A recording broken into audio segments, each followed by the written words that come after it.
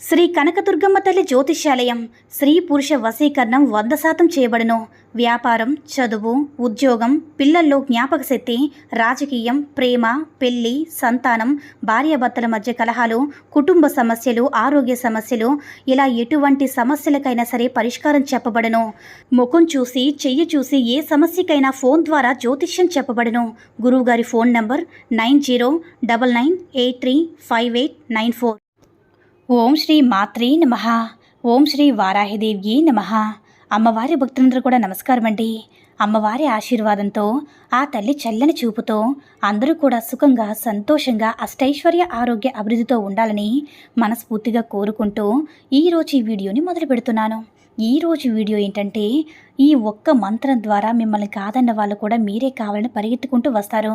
100% guarantee. ఈరోజు తులసి ఆకుతో ఒక వ్యక్తిని ఏ విధంగా వశపరుచుకోవాలి మీకు వివరంగా తెలియజేయబోతున్నాను.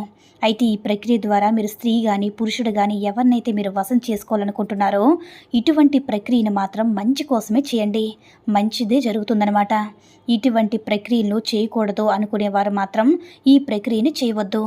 జీవితాంతం కలిసి ఉండాలి అనుకున్న వాళ్ళు మాత్రమే ఇలాంటివి చేయండి.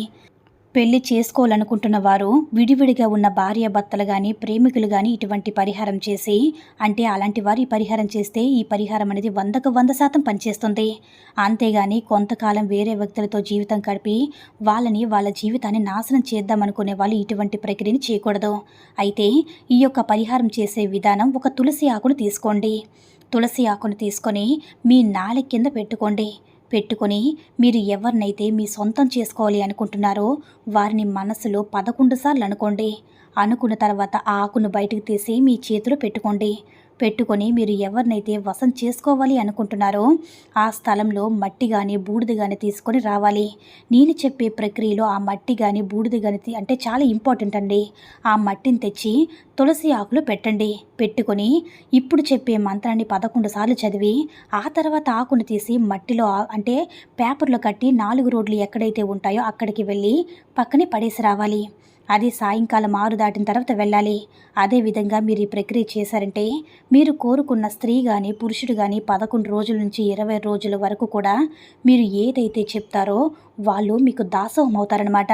ఆ మంత్రం ఏమిటంటే, ఓం క్లీం క్లీం మమం వర్ష కురు స్వాహ. మరొకసారి చెప్తున్నాను చూడండి. ఓం క్లీం క్లీం మమం వర్ష కురు స్వాహ.